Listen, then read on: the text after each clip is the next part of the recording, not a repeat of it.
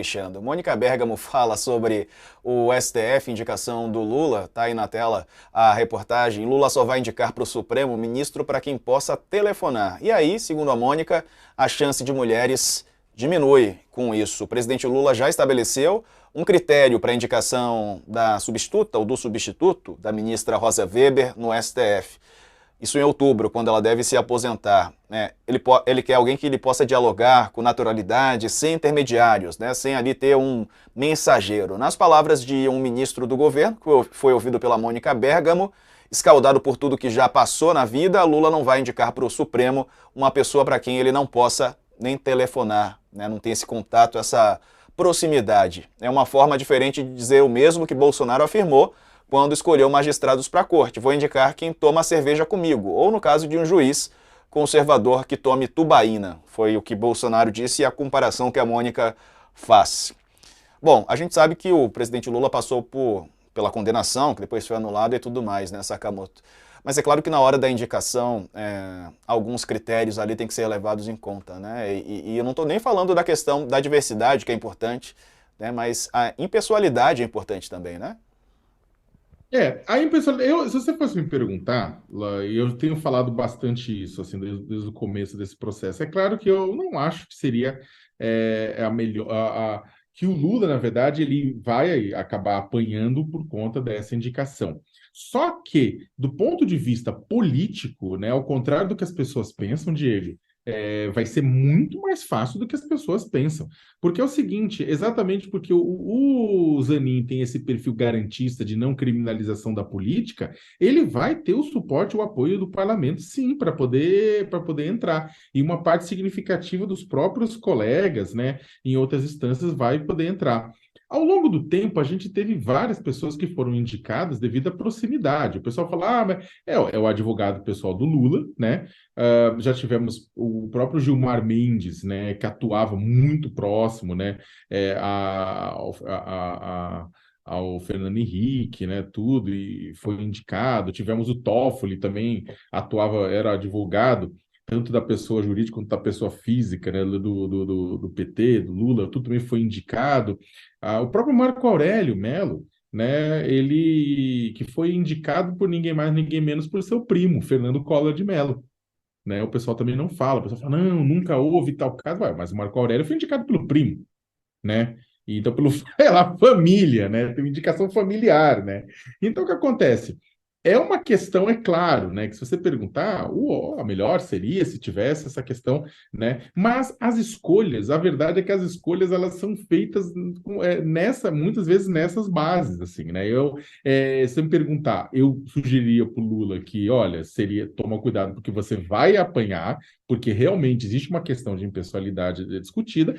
Só que essa questão de impessoalidade, ela também é interpretativa, né? Ela é subjetiva, né? Muita gente vai falar, olha, o Zanin não fere essa impessoalidade. Os ministros do Supremo estão falando isso, tem muito senador já está falando isso. É claro que vai ter chiadeira por questões de representatividade, que o governo deveria estar, com todo o respeito ao Zanin, mas deveria ter olhando para mulheres, olhando para negros, olhando para outros grupos da sociedade que precisam estar representados no Supremo. Claro, né? E com todo respeito ao Zanin e à qualidade técnica dele, mas precisaria. Só que o fato é que o pessoal está batendo muito nessa tecla da pessoalidade, como o caso do Zanin fosse o primeiro e o pior. E não é. Né? Como eu falei, tem desde parente indicado ao Supremo, amigo, colega, pessoas próximas, aliados, né? Muitas vezes é isso. E o Lula, na verdade, ele dificilmente vai fugir disso, porque é aquilo que você falou, Diego, ele está traumatizado, É. né? O Lula está traumatizado com uma condenação de 580 dias. Você vai falar se isso é certo ou se não é, né? Eu não vou. Tem prós e tem contras, porque realmente o Supremo deixou a desejar nessa questão. O Supremo, por exemplo, aceitou uma pressão do general Vilas Boas em 2018, aceitou ser coagido pelos militares e pelo exército e mandou o Lula para a cadeia por 580 dias. É. Né? A questão é, né, se alguém diferente talvez fosse diferente.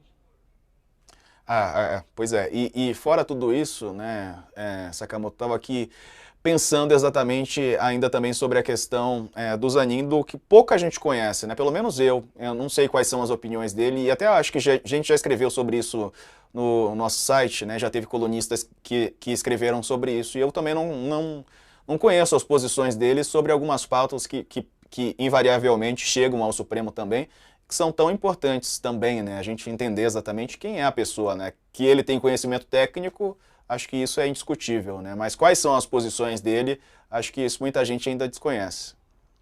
Uma das principais consequências da gente estar numa situação extremamente polarizada é que tudo, na verdade, em torno do Zanin gira em torno do fato dele ser advogado pessoal do Lula. O pessoal gira, gira, gira, gira e só se pergunta disso, só se fala de Lava Jato, né?